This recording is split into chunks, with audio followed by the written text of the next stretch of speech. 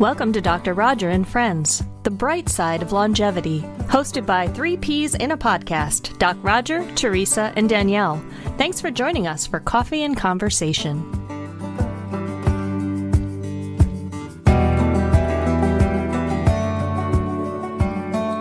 Kathy McMillan has nearly 30 years of experience in personal financial management and is a certified financial planner, registered financial planner, certified financial divorce specialist, and chartered investment manager.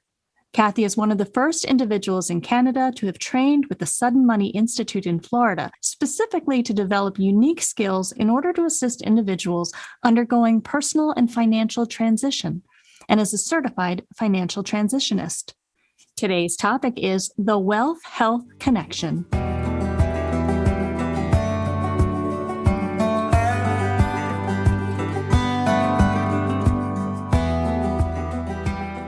Kathy and I have a lot in common, besides being drawn to each other, just because of similar interests. She's Canadian and my grandparents were Canadian. She loves mountains and I love mountains. She loves horses and I love horses.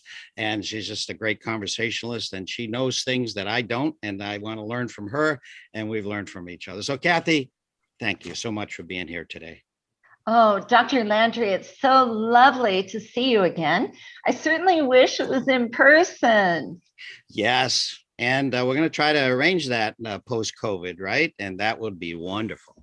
We are, if I may have this little teaser leader, we're welcoming Dr. Landry to Calgary in June of next year, where we have a wonderful venue booked in our brand new library. The architecture is stunning and there's a lovely tiered theater and I'm going to fill the house.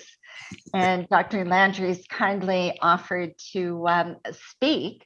It's the combination of a number of things that all come together for good health. And I feel that your message is really important and part of complementary to what I do. Absolutely. Your message also is very, very powerful. And that's why Danielle and I thought that this would just be a tremendous opportunity to explore some of those other things that have to do with health and lifestyle. And you bring it. So I'm going to jump right in. Obviously your clients trust you. I mean, in fact, you have told me, and other people I know who are in the same business have told me how people can break down, get very emotional, and get into topics that are way beyond what you would normally think, or the outsider would think. And they appreciate your experience, and it can be quite a different experience. I think it must have been for you at some time. So could you share some of the surprises that you've had with this, namely the sort of things that were brought up where they were either just wanted to tell you or were looking for advice way beyond the financial? Well, I definitely in my 30 years, I always say I never have a dull day because the stories and the situations and people, there's just such a variety. And I find that I really need to know the person if I'm going to manage their money. If I'm working in a silo, I just don't understand it. But I've had some wowzers, and I'll really have to narrow down to 2 situations, which the latter one took me, it made me breathless. It was so unusual. And I thought I'd kind of heard it all. There is a current one I'm working on. It's a lady that's just coming to me, and she's around 66 or so. And she's been married for 46 years with a fairly high profile gentleman, high net worth. During COVID, he was off his stride. He had started retirement at that age, which, I plan on working forever. It gives me purpose, but he had made a decision to retire formally and then contract. And then COVID hit. They couldn't travel. They had a beautiful home in Hawaii, beautiful home, Vancouver Island, beautiful home in Calgary. You would say from the outside looking in that this couple had it all. 2 very successful sons, but he became more and more withdrawn during COVID, not their usual activities, and that transition into retirement, which can be daunting. So he said about 2 months ago, I'd like to talk to you about some things. And she said, at last. And he said, after 46 years of marriage, he said, you're not any fun anymore. We have nothing in common, and my car is packed. My car is packed. Oh, geez. Wow. So you can imagine that. What's my job? She's seeking a woman financial advisor. Oh, and the last parting shot was, don't worry about the money. I will take care of it, as I always do. And she said, in full shock and trauma, loaded with cortisol, she said, oh, no, you won't. So kudos to her. And so I got the phone call.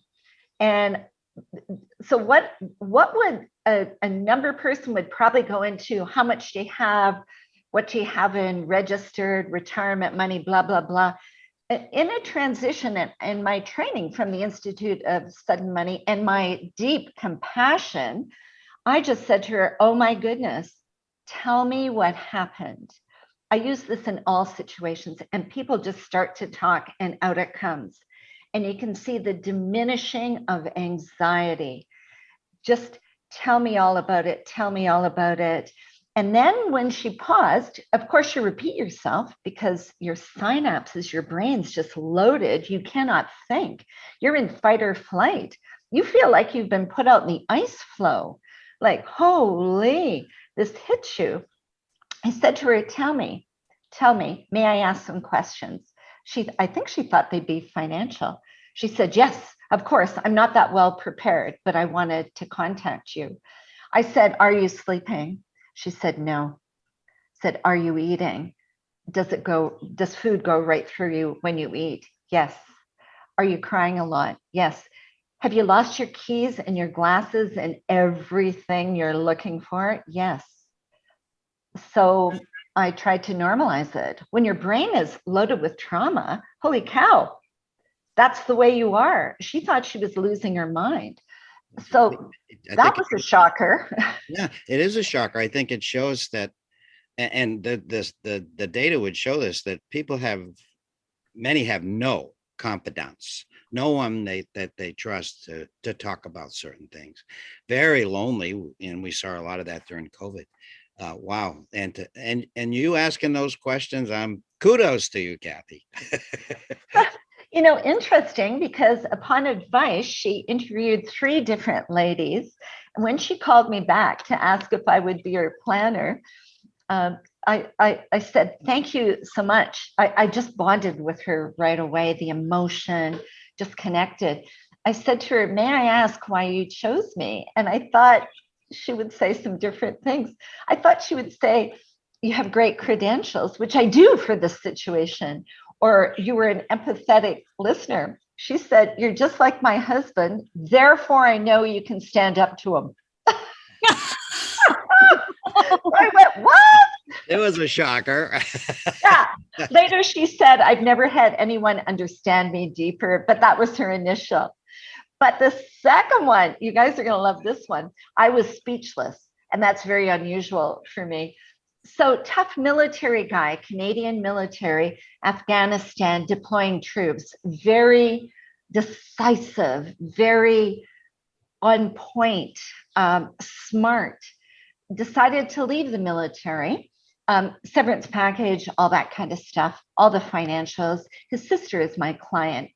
I get the introduction. I deal with all the technical. I get to know him. Very nice, tall, good-looking, organized man.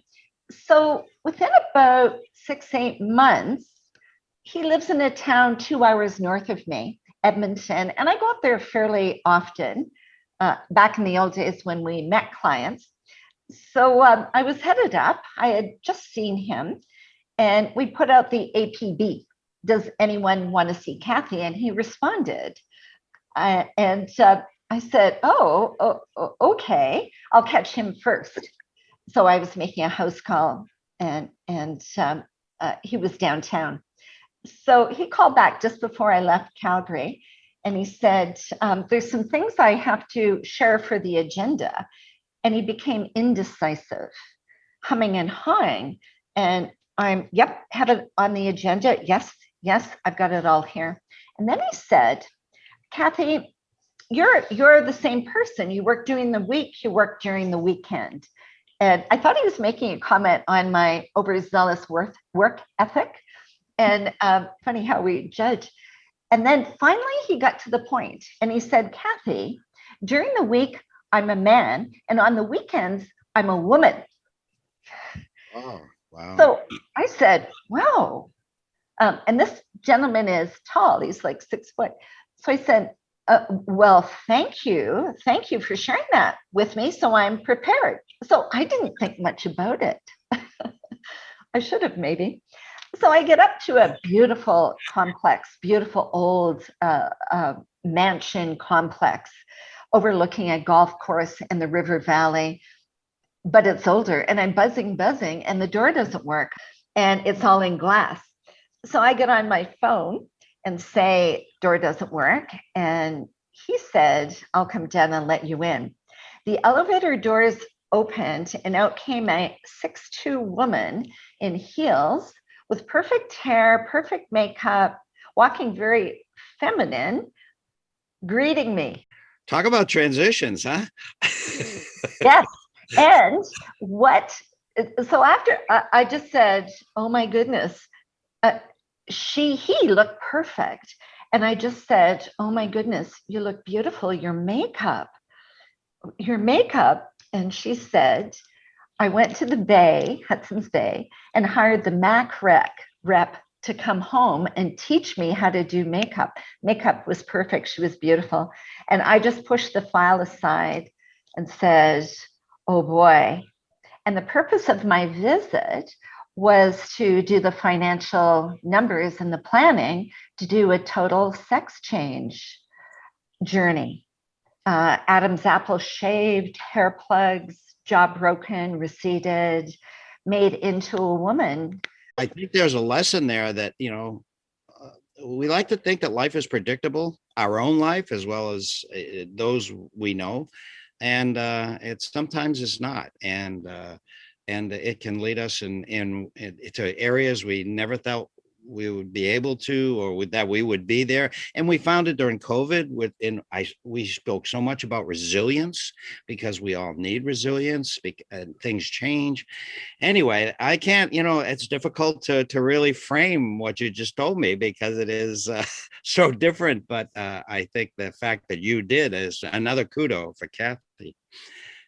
Yeah, I have 2 takeaways from that. Number one, just it's so funny how our perceptions and how we think other people are going to be versus what they tell us, what their thought process. Like, you thought it was your empathy with the first woman you described, and it was the fact that you could stand up to her husband. And here with this man, you didn't know what to expect, and yet I really like the coaching element that you bring to the financial aspect. So it's not just advising, but it's like asking those questions to find out, what do they want? What do they need before, coming up with a plan? And you have to kind of pivot very quickly, I would imagine.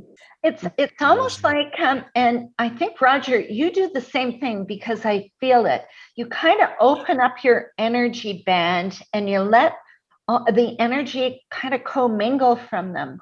And when you get that connection, it's kind of like one of those old radios where you're scrolling up and down, and then all of a sudden you're on the right band, and all of a sudden you're having this human connection. The money is really important, because we needed 100,000 to go through this. By the way, she looks beautiful. She's a showstopper. And man, can she golf, I'm just saying. But to have that human connection and that sense, from my point of view, I can speak from my point of view, and secondary from my people's point of view, is that I feel so valued. I feel so fulfilled. I feel like I make a difference. And that I care and I respect that you let down that shield, that facade that she'd been wearing for 40 years. And she told me very personal, intimate things. On the other hand, so she spent the weekend with me this past weekend, and we talked about it. And she said, I felt that you cared about me. I thought that you definitely, you went right into, oh my goodness, how do you feel about, have you thought about this for a while? Are you sure this is the course of action? The money will be no issues whatsoever. But what about all the other stuff? Making your way in the world is challenging when you've got everything going for you. Never mind those hurdles. Wow, Yeah, it's about connection. This story is just pregnant with lessons.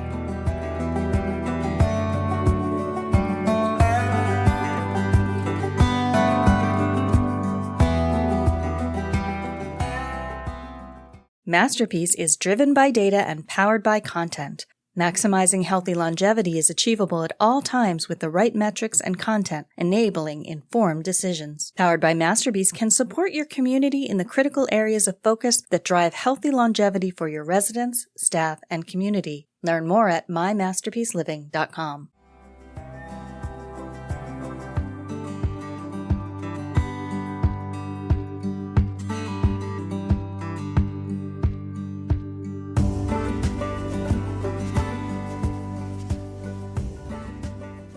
You know, I read where we form an opinion of someone, a new person, within seconds, and we put them in a pigeonhole. And many of us, it can take a long time to get them out of that pigeonhole. And some of us never do. We make our initial impressions and then that's it.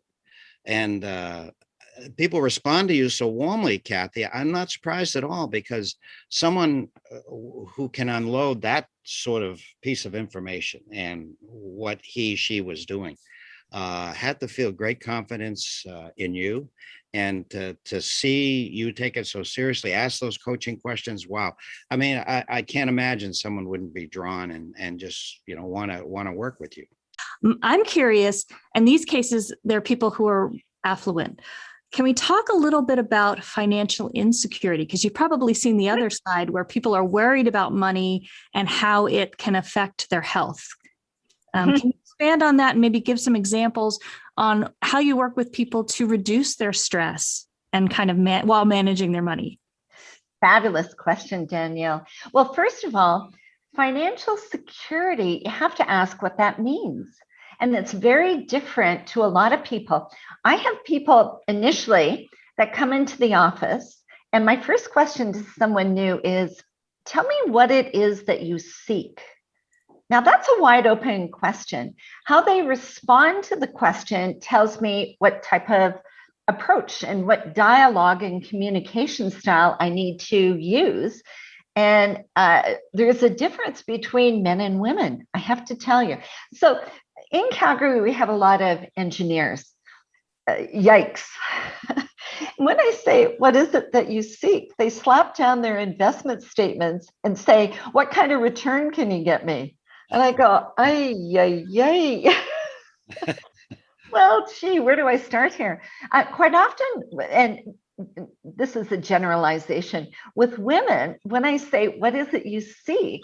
They tell me, oh my goodness, my children, my husband, they're more holistic.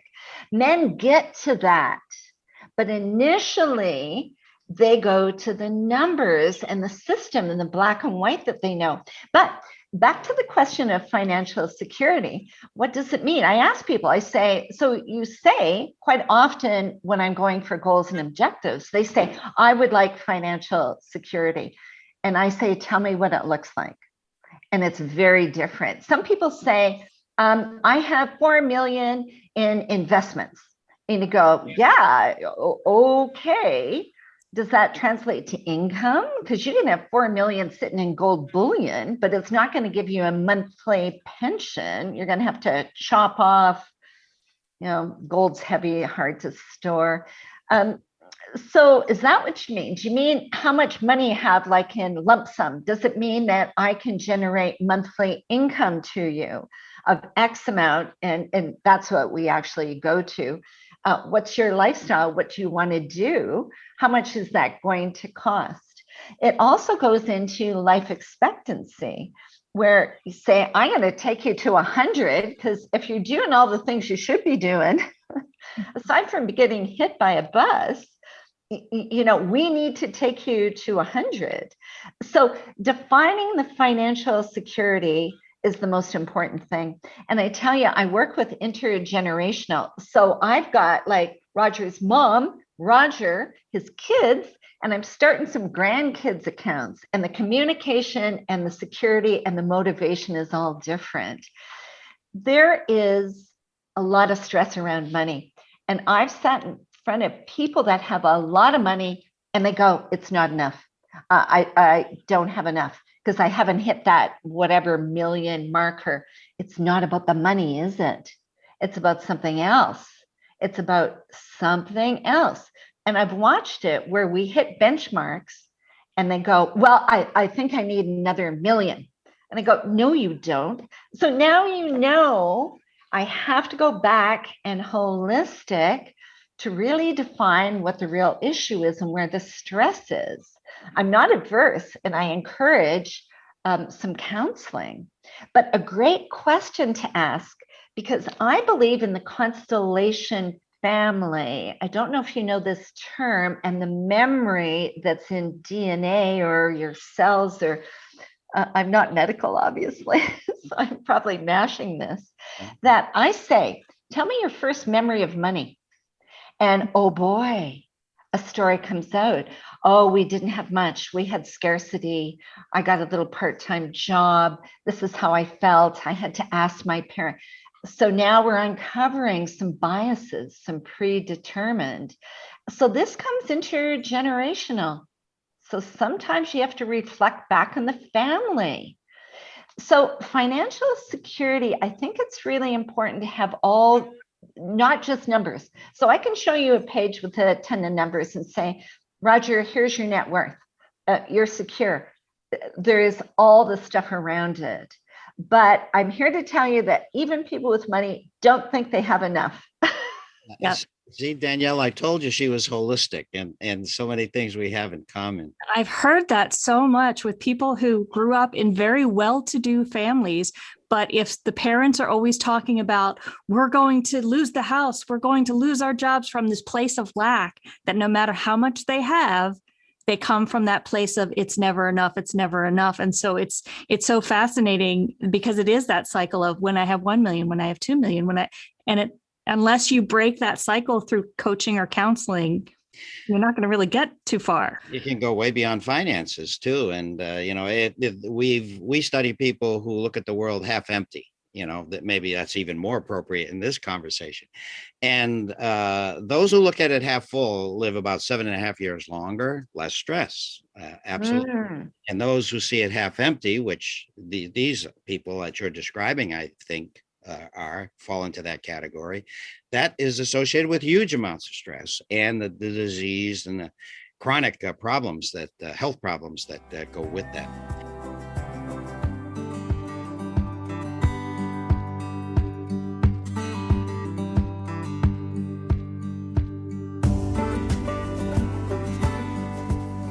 We want to continue to provide information that is valuable and reliable to our listeners. We welcome your comments and suggestions for topics that are important to you. Please see the description of this episode to contact the Brightside team.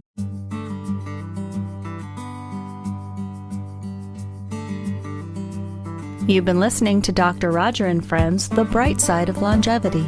If you like the show, please rate and review, and be sure to click to follow.